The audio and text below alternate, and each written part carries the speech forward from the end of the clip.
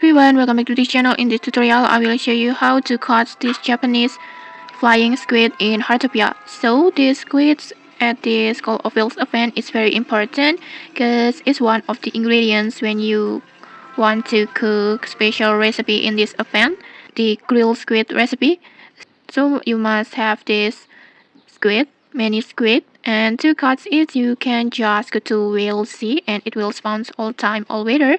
So just go to whale sea over here, just fishing this squid on here.